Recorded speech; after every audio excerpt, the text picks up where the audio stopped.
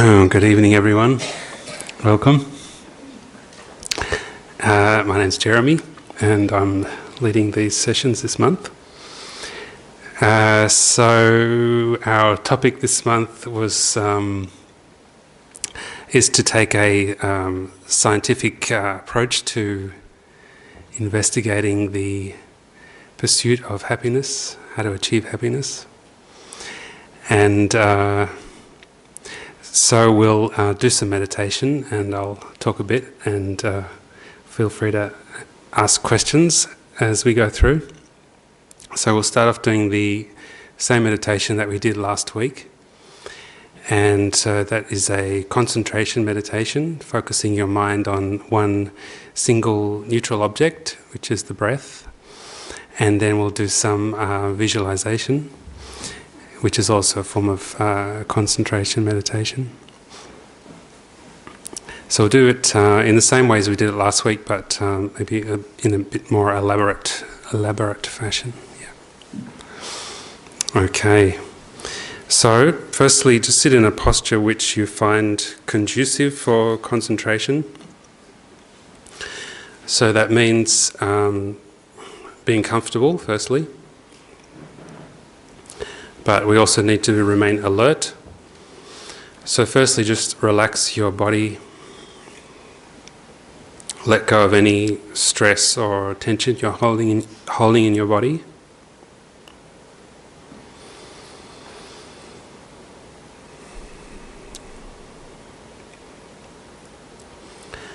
It's usually helpful to sit upright, which helps you to remain alert. And have your eyes slightly open, just to allow some light in to stop you getting sleepy. But the main thing is to be comfortable and also alert.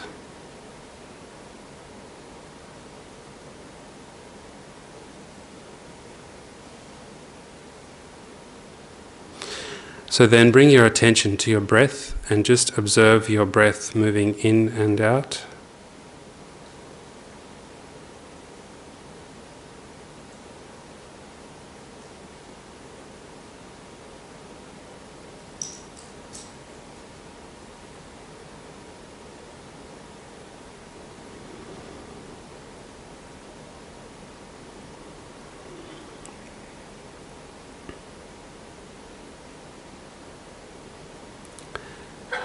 So the process of concentration is one of keeping your mind clear and spacious and relaxed.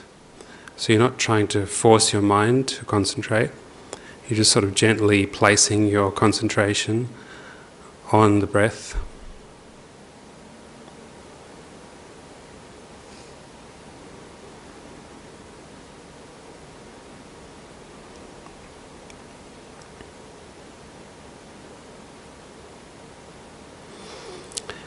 And it can help to focus on the point just under the tip of your nose, of the sensation of the breath moving in and out past that point.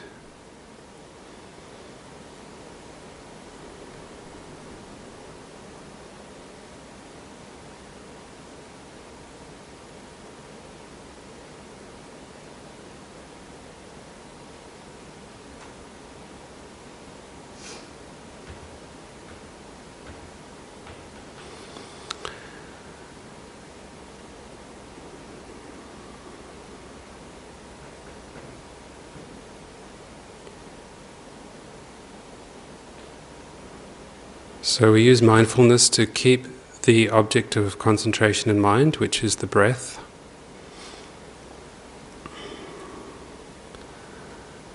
And then we use alertness to observe whether the mind has wandered off and is thinking about other things. So if your mind wanders off, then just bring it back, place it on that point.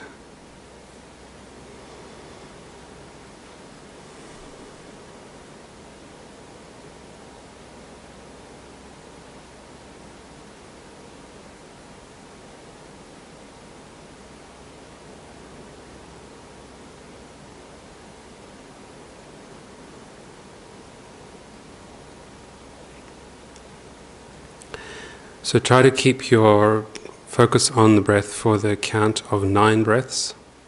So breathing in and out is 1 breath. See if you can hold it there for the count of 9 breaths.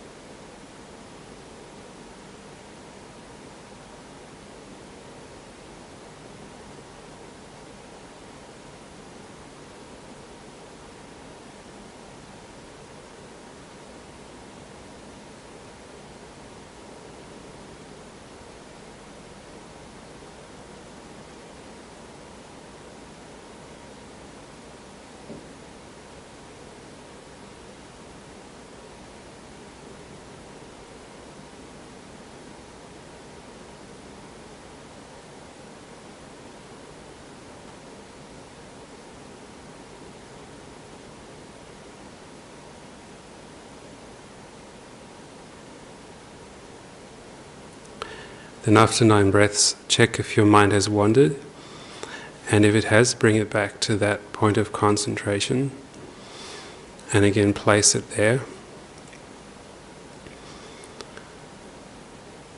And again try to hold it there for the duration of 9 breaths.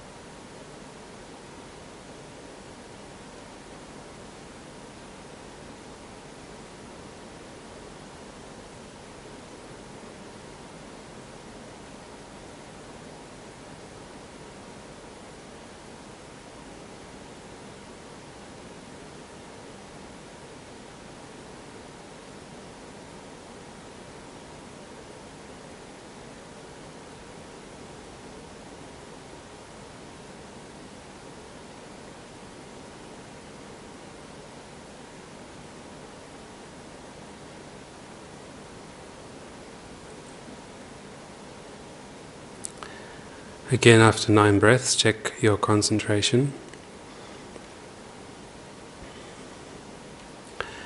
See if your mind has wandered. And then again, return it to that point of concentration for 9 breaths.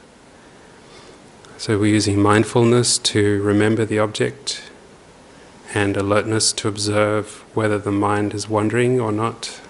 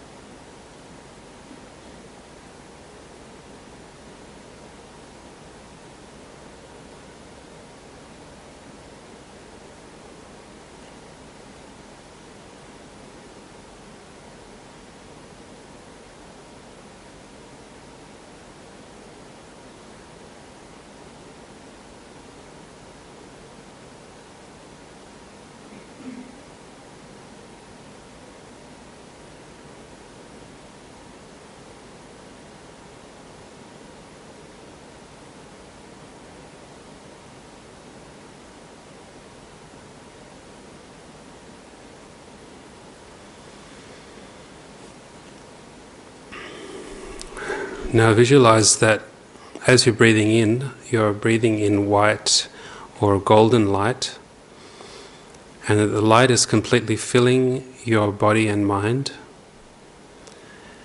And visualize that this light represents enlightened wisdom and compassion. So it's like some kind of blissful wisdom energy. And that as you're breathing out, you're expelling any problems or afflictions, mental afflictions, any pain that you're experiencing. Imagine you're completely expelling those as you breathe out in the form of dark light or smoke.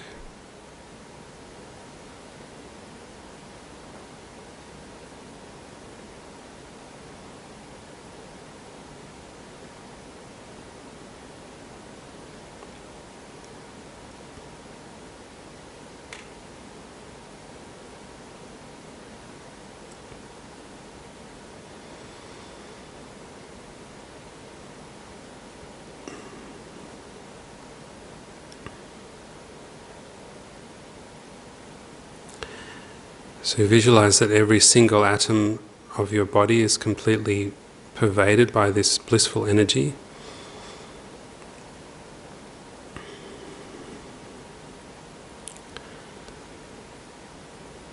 And every single form of suffering or pain, dissatisfaction, mental affliction is completely expelled.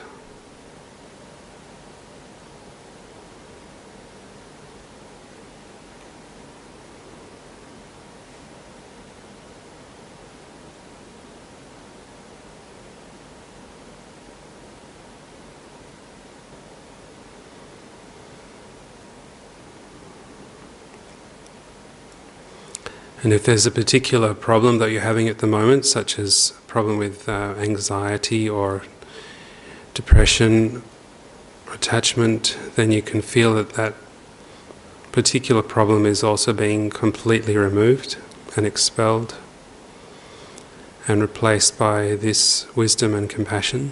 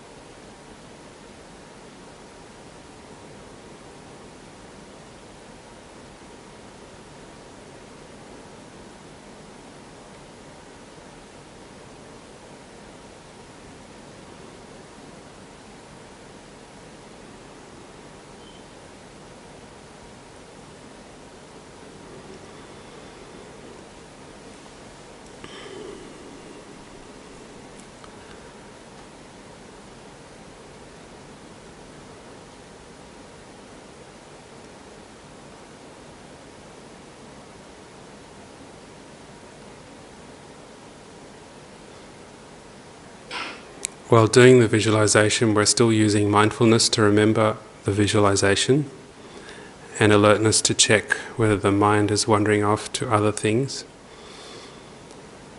So we try to keep focus just on the visualization.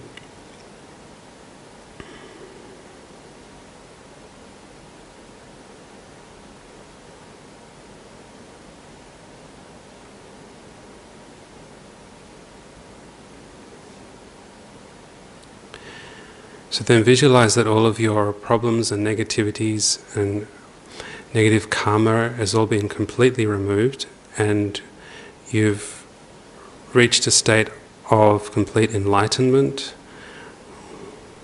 where your body and mind are completely pervaded by this blissful, enlightened energy of wisdom and compassion. And then you visualize that from your heart, light rays radiate out and go out to all other living beings and completely fill their body and mind with this same enlightened energy, which completely removes all of their problems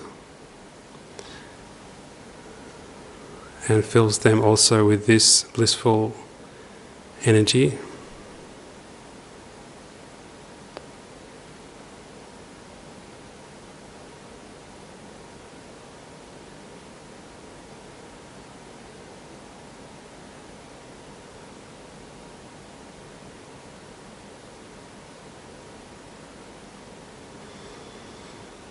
So try to expand the visualization to include as many beings as you can.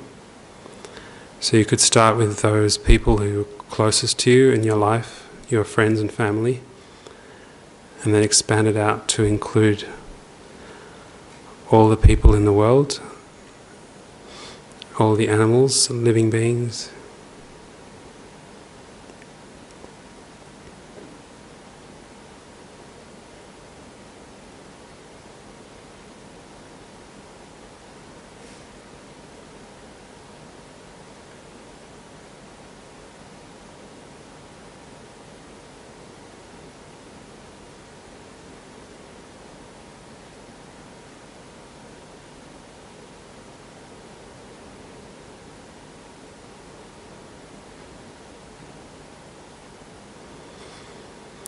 And also focus on those people that you don't like, the ones that cause you problems.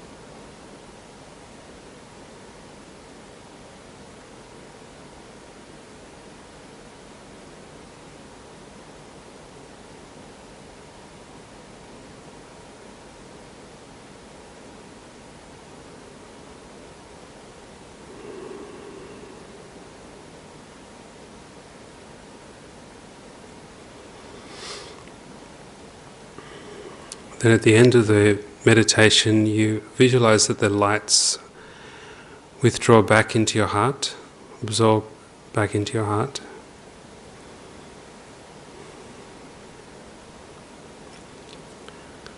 And then you end the meditation there.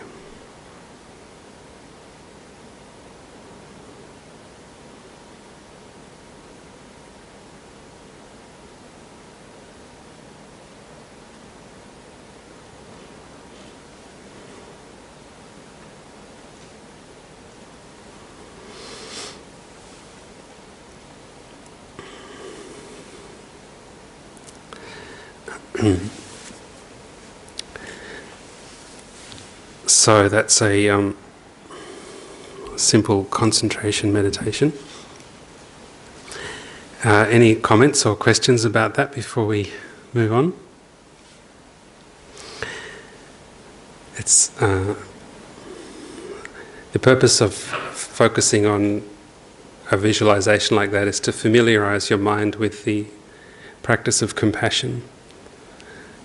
And so the literal meaning of meditation is familiarizing your mind. So familiarizing your mind with a virtuous object, a positive object, like compassion.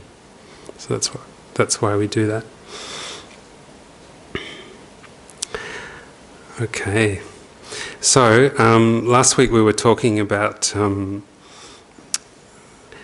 where to find happiness, and talking about how, or the Buddhist idea, and also the idea of other spiritual traditions, that external objects are not a true source of happiness.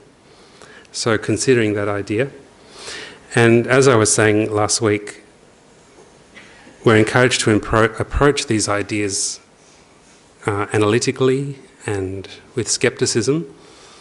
So the idea of looking for happiness within the mind, or the idea that happiness can't be found outside of the mind in external objects, is something that we need to investigate. And so we were talking about the reasons of why external objects are not reliable, and how we need to check up on that in our experience, whether that's true or not. I think if we did accept that truly, that idea that external objects are not a true source of happiness, then that would be something of a revolution in our mind. It would change our approach to life enormously, if you think about it. So even though we may accept that intellectually, that idea that these external things are not, that we can't expect to find true happiness in external things like material objects, for example.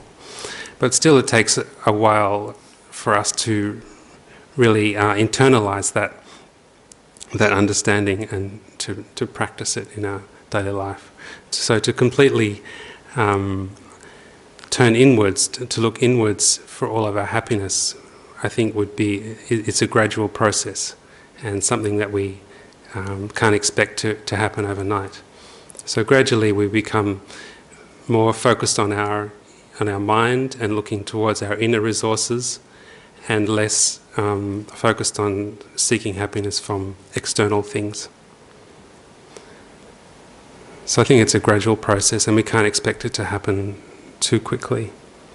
And I think as we develop inner resources, like, for example, if you're able to develop blissful states of mind through meditation, then I think naturally it would become much easier to be less interested or less reliant on external things. So it would be a gradual process.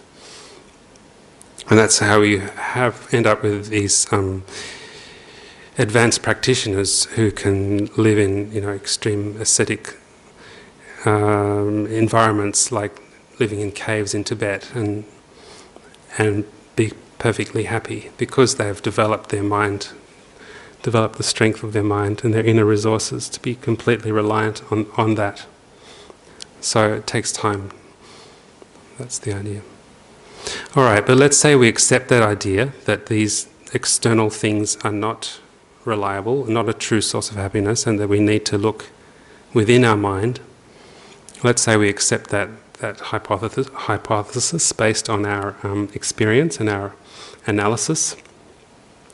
So then the next question would be, what is it within the mind that brings happiness, and what is it within the mind that brings unhappiness? And people often say when they begin to meditate that they're often a bit shocked by what they see in their mind, and it's quite confronting and even frightening. And you may even feel that when you begin to meditate that your mind appears to be much more disturbed. But this is said to be a good sign, because what's happening is you're becoming more aware of what's happening, what's going on in your mind. So we shouldn't worry too much if that's how we feel. So the practice of firstly just observing your mind is a very useful and important one, just to see what's going on. And if we're considering this as a sort of scientific exercise, it's a bit like a scientist observing, for example, a botanist observing plants in a forest, or marine biologist investigating what's happening in the sea. So we can just look at our mind in that kind of objective way and see what's going on in the mind. And that in itself is a useful practice, just to observe your mind and see what's happening without interfering with it. And there's some meditation traditions where they focus mainly on that, just observing the mind.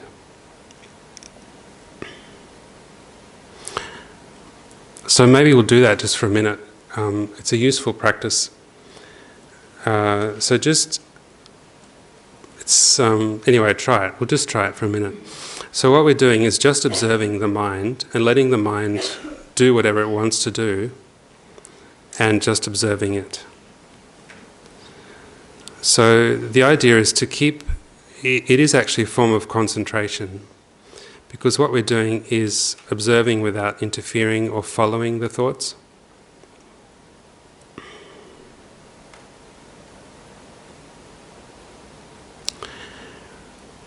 So you're not trying to guide the mind or control it, you're just observing it.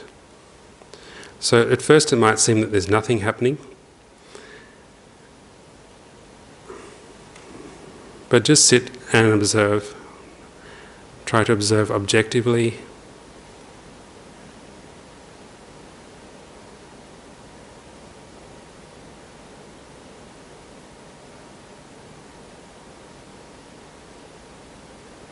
So there might be sounds that appear or feelings in your body.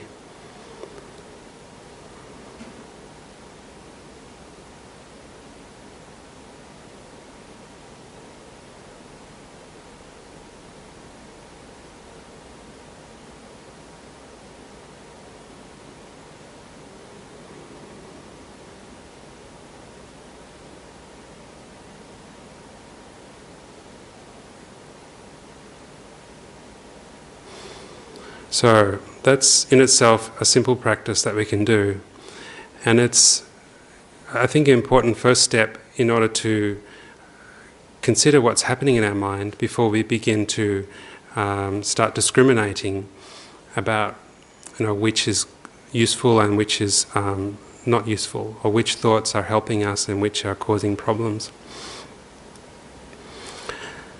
So then, if we were to try to determine which thoughts are helpful and which are not.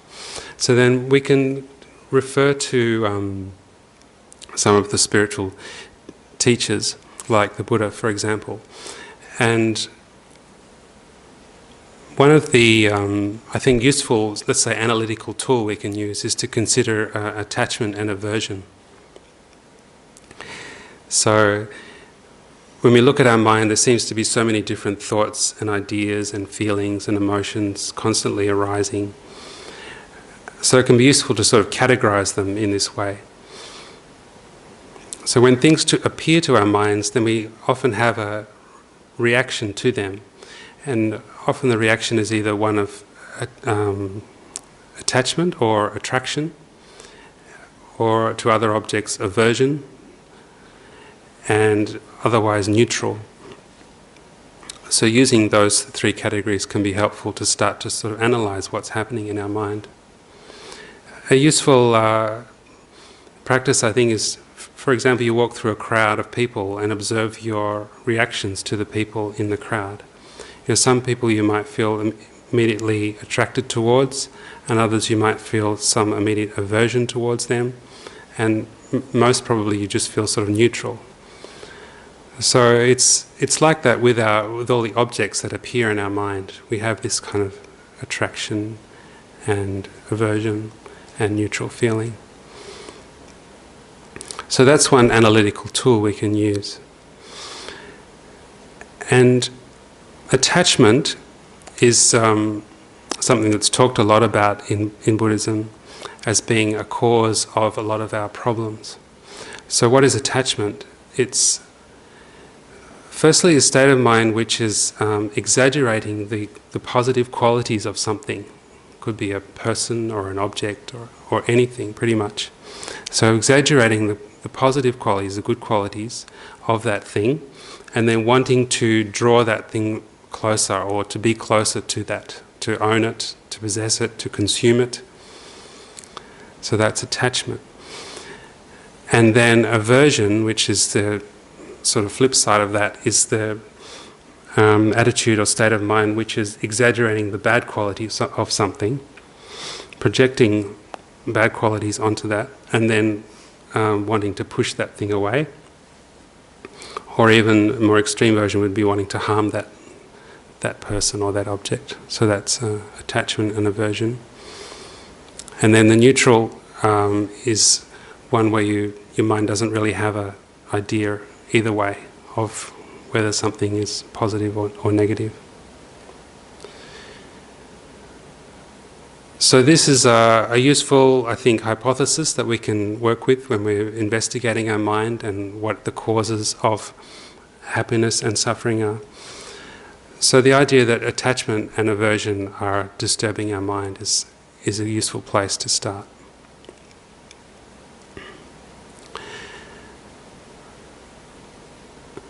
So one of the problems, I think, with attachment is that it can appear to be positive, to be something useful or even enjoyable. And for that reason it's said to be one of the more difficult afflictive emotions to remove. So we need to be very clear in our mind, whether attachment is helping us or whether it's causing problems for us. So one of the ways it's neatly described in Buddhism, the problems of attachment. So the problems of wanting and not having is the first one. So when you have strong desire or wanting for something that you can't have, it's probably something we're all have all experienced many times. So you can see how that state of mind is unhappy.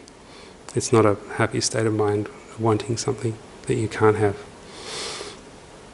So whether that can be a person or an object or even status or fame, etc. And then next problem with attachment is when you actually have the object. So even when you have the object, attachment is still a problem. So it can be a problem, for example, in that you might be dissatisfied with the object when you get it, with that thing. So that causes disappointment or even depression. Sometimes having the object can cause problems for you. For example, attachment to unhealthy food or substance abuse. And now we have the problem of environmental degradation due to overconsumption. So that's also caused by attachment. So that's also a problem of having. Then also, if you're very attached to something, and even when you have it, then you can be constantly fearful of losing it because of that strong attachment. So a good example might be someone who's a celebrity and they've worked hard to achieve celebrity status as an actor, for example. So they might be constantly fearful of losing that fame.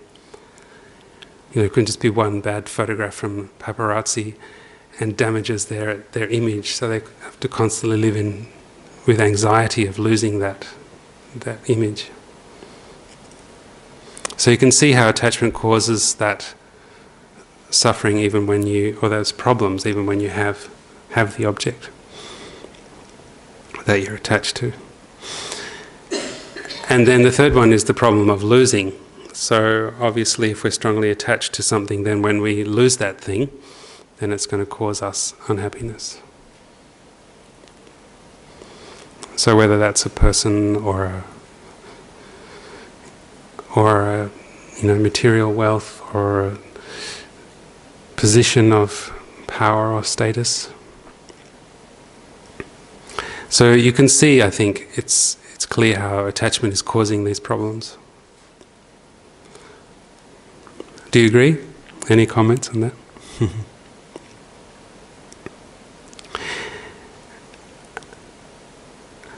So sometimes when we talk about attachment, then people say, but don't we need attachment? Isn't that something that we need to function in daily life, to survive? So then I think we need to make a distinction between discriminating intelligence and attachment. So attachment, because it's exaggerating the qualities of the object and then seeking to possess them or consume them, then it's sort of like a delusion. It's a hallucination. So you're projecting these qualities onto the object that aren't actually there, and then based on that projection, then you're seeking to own it or possess it. So whereas discriminating wisdom is clearly identifying what it is that we need. For example, we need healthy food and we need certain resources to survive. So there's an important discrimination there. And I think also sometimes when we talk about attachment, it sounds like we're saying that there's something wrong with having these things. So that's an important thing to be clear about. So there's nothing per se, nothing inherently wrong with having wealth, for example, or having fame, having material objects. But it's the attitude towards them which is problematic. So it's the attitude of exaggerating the good qualities and then seeing them as like an inherent source of happiness and then wanting to hold on to them, to consume them.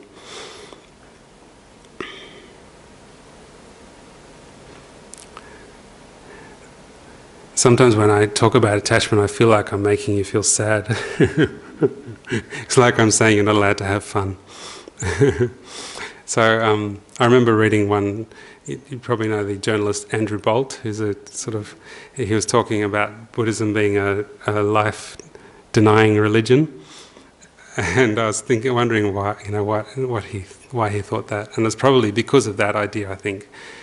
Where he's saying that all of these things which we regard as enjoyable and fun, and we need to be clear about our attitude towards them is the point, and whether we're exaggerating their importance, and whether by exaggerating their importance we're causing problems for ourselves. So I'd even go so far as to say that almost every problem that we experience in our life has as its cause, in some way or other, this attitudes of attachment and aversion. So if you think about the various problems you have in your life, for example, relationship problems or afflictive emotions that rise up, even difficulty concentrating on meditation is said to be mostly caused by attachment, because our mind wants to engage with jump from one mental object to the other.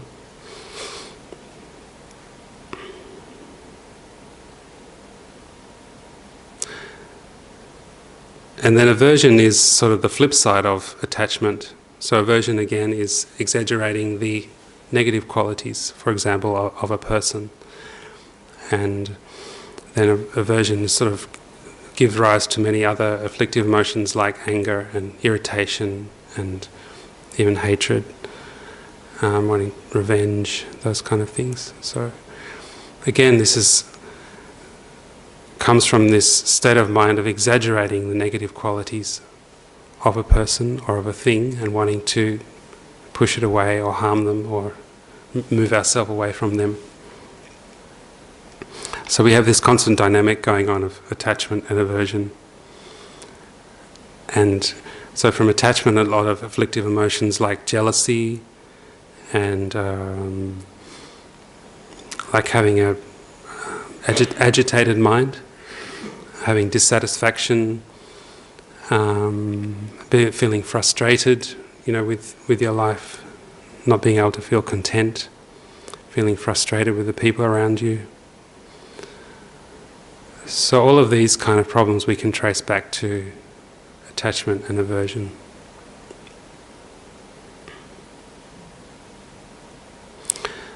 So again, this is something that you don't have to accept. It's just an idea. And it's an idea to investigate.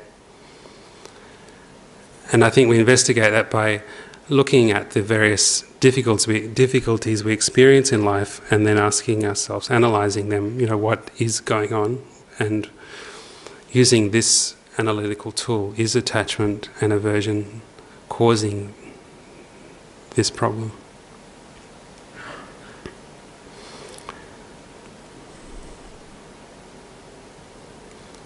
So, any questions on that?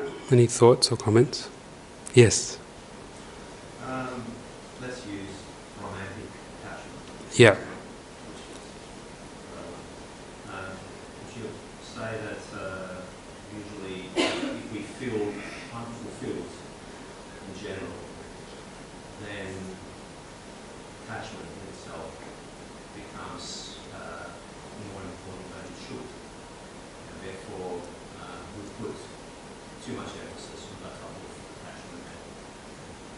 Like you said earlier, we don't really see everything first. We tend to feel as if that form of attachment is everything. It's more beautiful than what it is in reality. And usually we form that sort of attachments because we are very unfulfilled with ourselves in general. Yeah, so I'll just sort of paraphrase the question, so in case people couldn't hear. So I think what you're saying is that, like the last part of your question, you're saying that because we're feeling unfulfilled, that we tend to look for things outside of ourselves. With attachment, we project these qualities onto the object and then seek to have that thing, that person. Yeah, we put too much emphasis on a form of attachment. Yeah. We put all that energy into it. Yeah. We expect a lot. Yes. Yeah. And that comes with disappointment then, right? When we start to say. Yeah. So I think I agree with what you're saying, but I think again we need to be clear about making a distinction between the object and the attachment. So that's one point. So the object is not the problem. So whether it's a person or a material thing. So the problem that we're talking about here is the attitude towards that. And so the attachment is that attitude which is seeing that thing as a source of happiness. So it's an external thing. So as we were saying last week, external things have a limited ability to bring us happiness because they're external. So that's the first problem.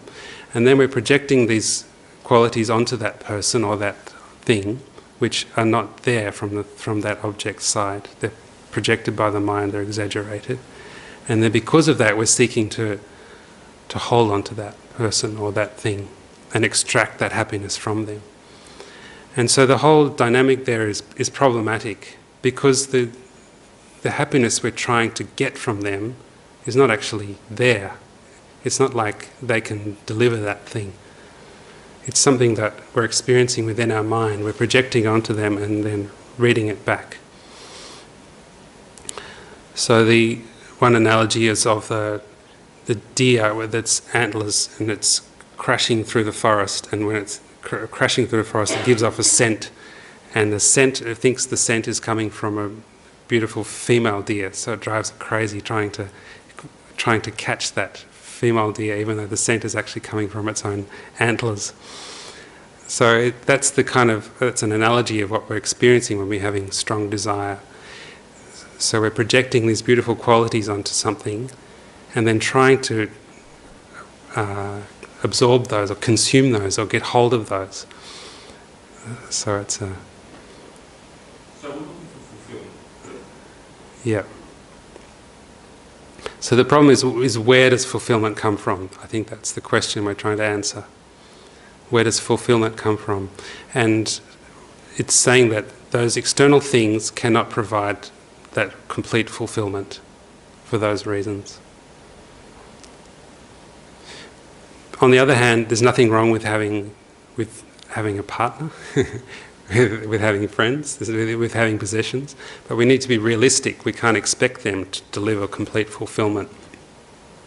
And when we relax those expectations of our friends and of possessions, it actually frees our mind to enjoy them much more. And we're not burdening that relationship with unrealistic expectations. So I think you probably agree that in marriage, I think one of the biggest problems is unrealistic expectations. We expect our partner to deliver us happiness, and that's unrealistic. I don't know, do you agree?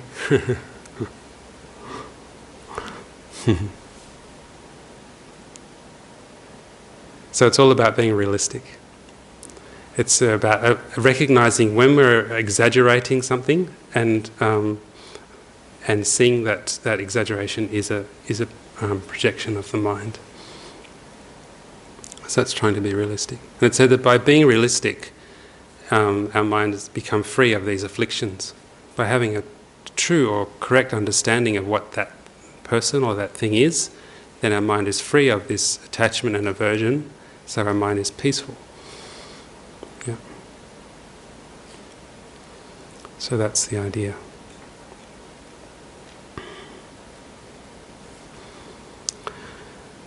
Okay.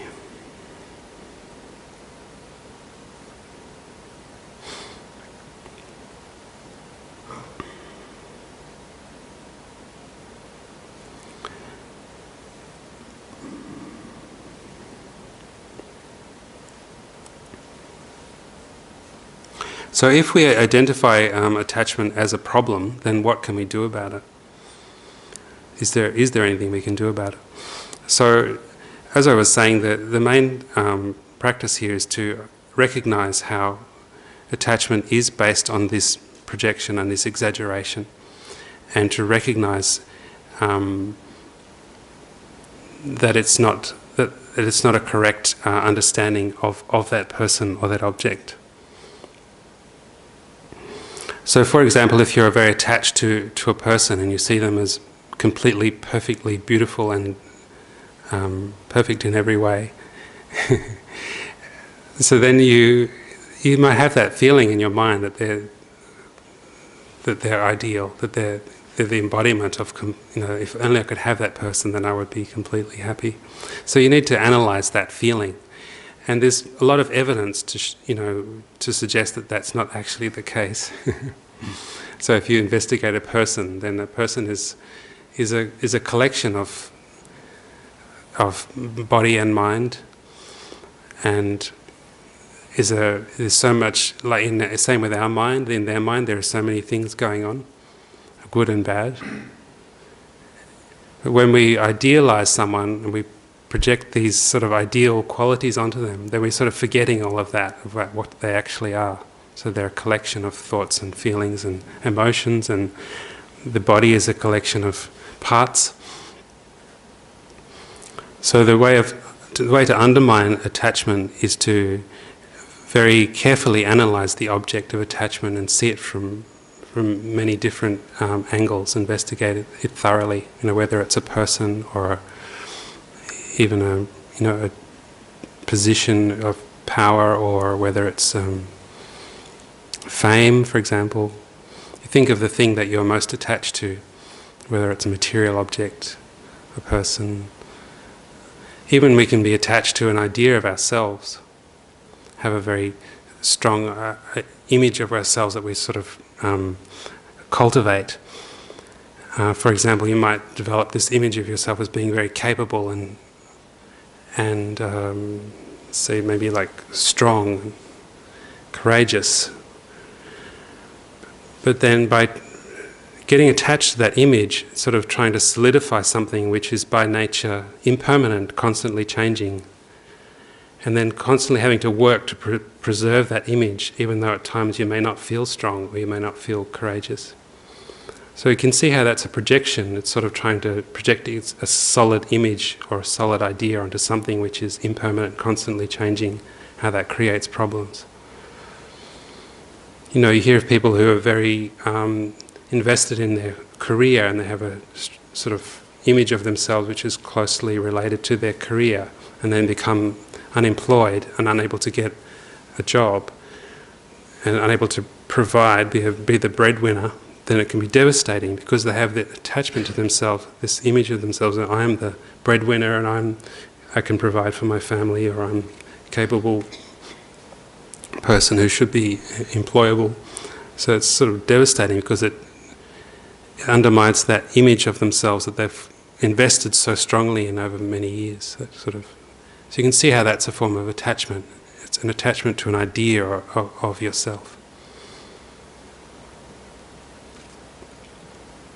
So the way to overcome attachment and also aversion is to correctly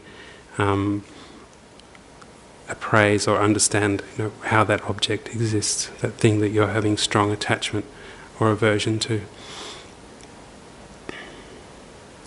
And one of the ways of counteracting strong attachment is to focus on the faults of the object. So if it's a person, then if you're seeing them as completely beautiful and perfect in every way, then you can focus on the faults. For example, the faults of the human body, is a useful way of dealing with that. It's not hard to find some unpleasant things in the human body, like internal organs or... So that's the idea, is that by focusing on faults of something, you can undermine your sort of exaggerated, solid view that you're projecting onto them. Yeah. So, sorry, I should give you more time for questions. Talking too much. So, any comments about that? Does that sound reasonable? Can you see how attachment is causes problems? Yes, go on. Do you think the idea of having can be attachment by itself? For example, I was reading the other day 2 months we were talking, and one monk said, okay, I don't have any attachment, now I'm free. And then the other monk said, okay, we should start again. Yeah, so your question is, can you be attached to not having attachment? Is that what you're saying? Yeah. Yes. Yeah, I think it's a good point, and I think it's I think often problem with spiritual practitioners is becoming proud of their practice. It's said to be one of the big obstacles. So as soon as you start to have success, then you start to feel a bit proud of yourself. So that's also a form of attachment which is stopping your progress. So you could, you feel I'm totally unattached, so I don't care about money, I don't care about praise or reputation or anything, and become proud of that, and then feel attached to that sort of success. So that's also an obstacle, Because why? Because you're projecting something onto that which is not there. You're exaggerating the importance of that. So it could stop you from progressing further because you think, oh, I've got this now. Yeah, good point. So do you feel like you're being told you can't have fun? Yes. So how would you get around that? Can you have fun without attachment? Do you think it's possible?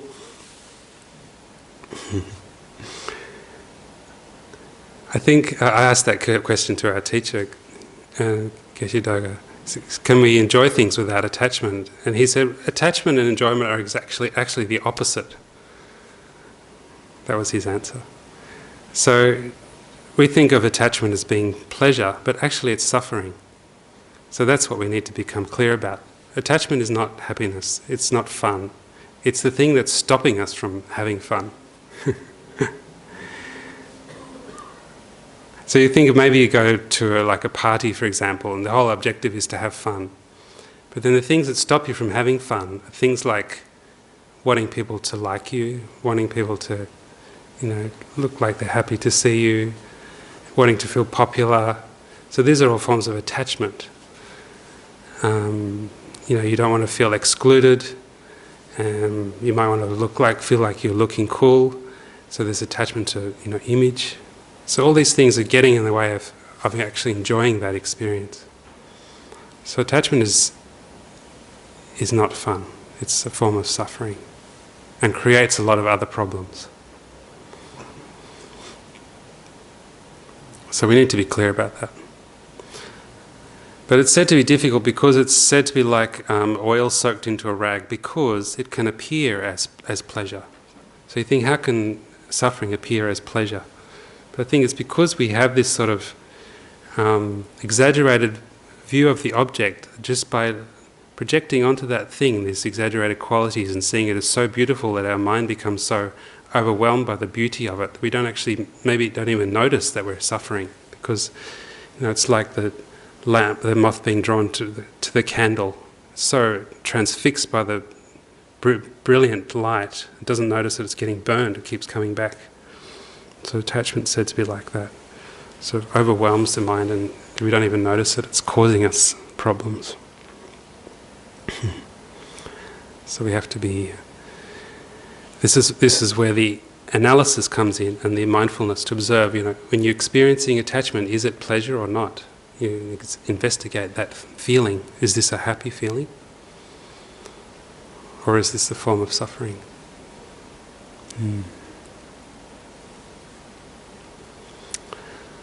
Okay. So you're convinced? Attachment's a problem?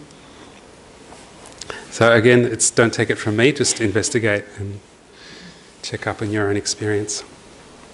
Alright, so we're almost out of time. Any last comments or questions before we go?